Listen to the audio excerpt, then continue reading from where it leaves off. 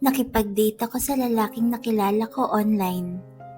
Nung pagkatapos namin kumain, hindi ko ito ikukwento para kaawaan ako. Hindi rin para sabihing biktima lang ako ng sitwasyon.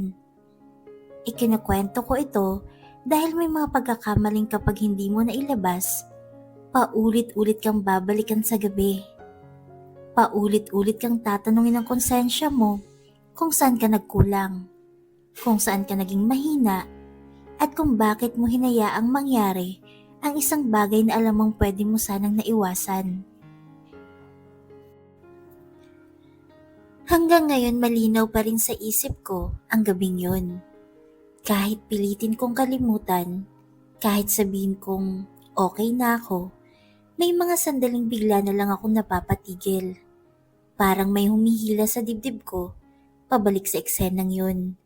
Sa mesa, sa bill, sa coffee shop, sa oras ng paghihintay.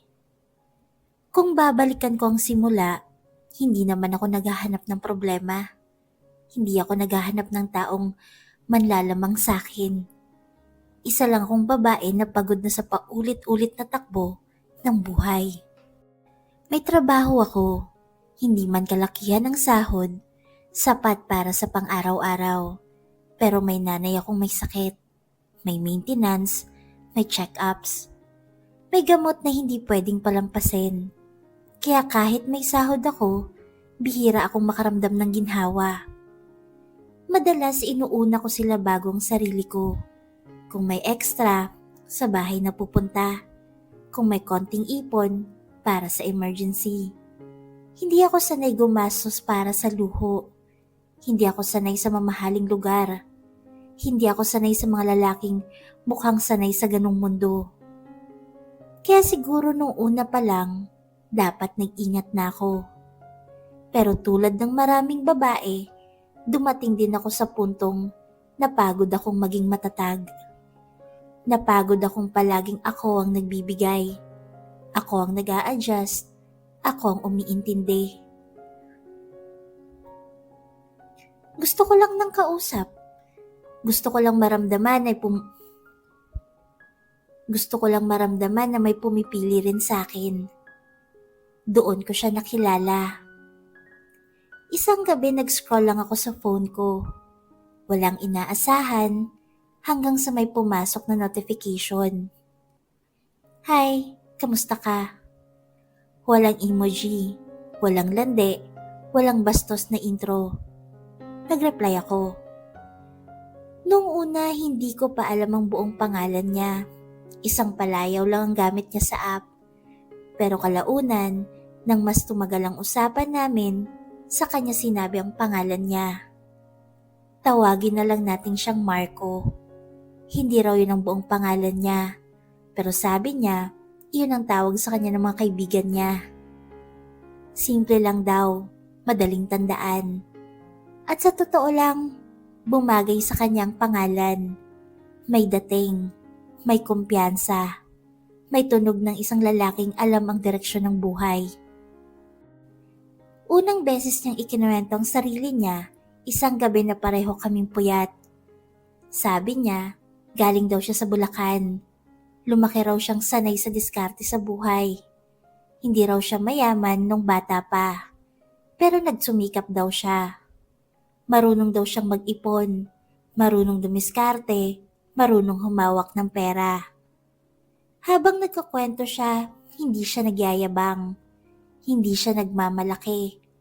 Para lang siyang nagkukwento ng isang normal na buhay na may konting hirap, may konting swerte, at may maraming pangarap.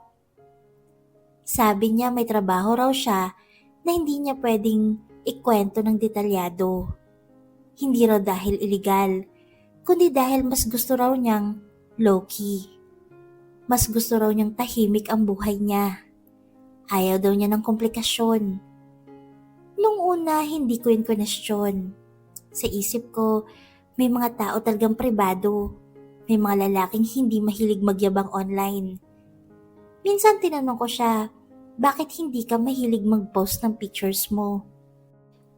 Ngumiti siya, sabi niya, mas gusto kong kilalanin ako ng tao sa ugali, hindi sa itsura.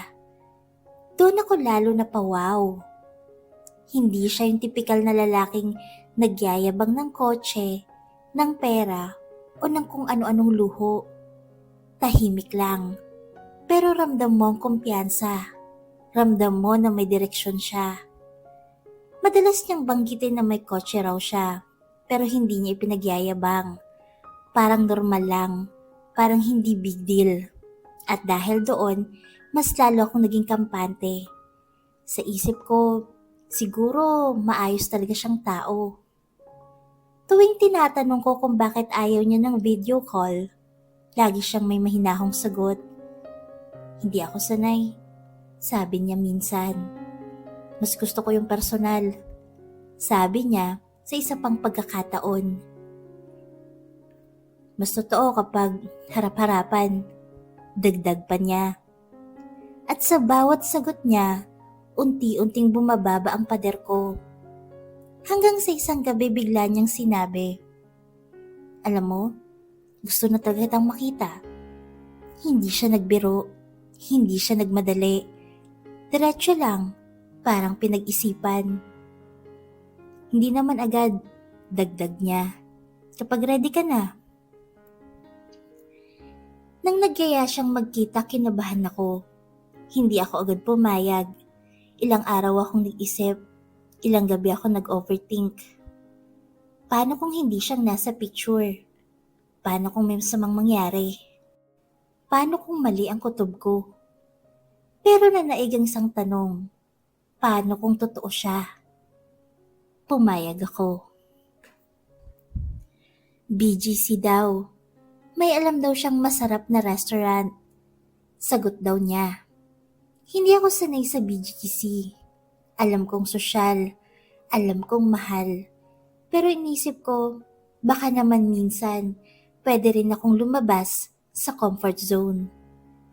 Doon ko naramdaman na parang may respeto siya sa desisyon ko.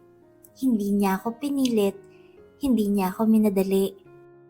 At dahil doon, ako mismo ang nagdesisyong sumubok. Doon nagsimulang pumasok sa isip ko ang ideya ng pagkikita namin. At doon din, kahit hindi ko pa alam, nagsimula na pala ang unang hakbang papunta sa gabing babaguhin ang pananaw ko sa tiwala. Maaga akong gumising, hindi ako mapakali. Paulit-ulit kong tinitingnan ang sarili ko sa salamin. Hindi ako kagandahan, pero malinis ako. Desente, totoo. Nag-commute ako, mahaba ang biyahe. Pagod na ako pagdating, pero mas nangingibabaw ang kaba. Nang makita ko siya, huminga ako ng malalim. Buti na lang, siya talaga. Ngumiti siya, natural, walang pilit. At sa sandaling iyon, bumaba ang lahat ng guard ko. Pagpasok namin sa restaurant, ramdam kong hindi ako kabilang doon. Ang tahimik, ang elegante, ang mahal ng lahat. Habang nag-o-order siya, nakikinig lang ako. Hindi ko alam kung magkano ang mga pagkain. Hindi ko rin tinanong. Sa isip ko, siya ang nagyaya. Siya ang may kotse. Siya ang mukhang sanay sa ganito. Habang kumakain kami, niisip ko pa, ang swerte ko naman. Baka mali ako sa lahat ng hinala ko. Hanggang sa dumating ang bill. At doon, parang unti-unting bumagal ang mundo. Ang mga galaw niya, ang mga salita niya, ang mga dahilan niya. Nawawala wallet ko. Baka nasa kotse. Kaso malayo ang parking. Nakakahiya akong paghihintayin. Pwede bang ikaw muna? Paulit-ulit na tumutunog sa ulo ko ang mga salitang yon. 8,000 pesos. Parang may humigop ng hangin sa paligid ko. Ang pera ko, 10,000. Pera ng nanay ko. Pera na may destinasyon. Pero hindi ko nagawang magsabi ng hindi. Dahil sa hiya, dahil sa takot, Dahil sa pagkakamaling inuna ko ang iisipin ng ibang tao kaysa sa sarili ko. Pagkatapos kong magbayad parang lutang na ako. Parang hindi ko na nararamdaman ang katawan ko. "Hintayin mo lang ako dito sa coffee shop," sabi niya. Umupo ako, tahimik, pinagmamasdan ng pinto. 5 minuto, 10, 20, sinubukan kong kumalma. Babalik yan, hindi naman siya siguro ganun. 1 oras, 2 oras, doon ko na naramdaman ang bigat. Hindi biglang bagsak, kundi dahan-dahan.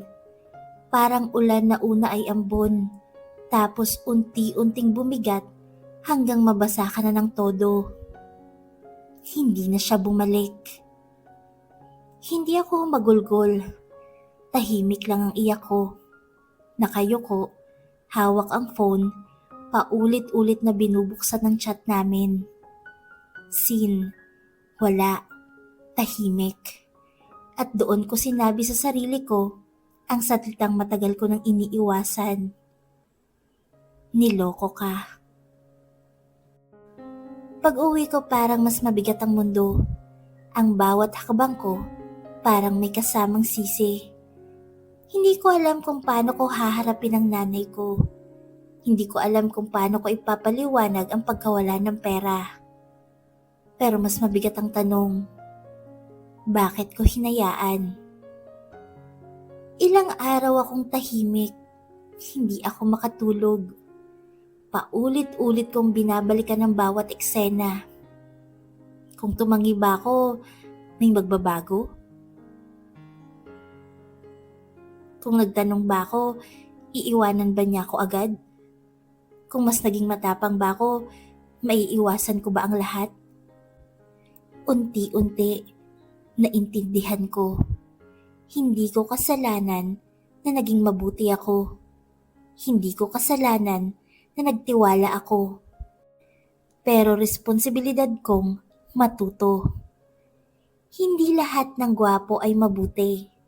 Hindi lahat ng maayos magsalita ay totoo. At hindi lahat ng ngiti ay may magandang intensyon. At kung may isang bagay akong gustong iwan sa kwentong to, kung may duda ka, makinig ka. Kung may kutob ka, huwag mong baliwalain. At huwag mong isusugal ang sarili mo para lang mapatunayan na may halaga ka. May halaga ka kahit hindi ka papiliin ng maling tao.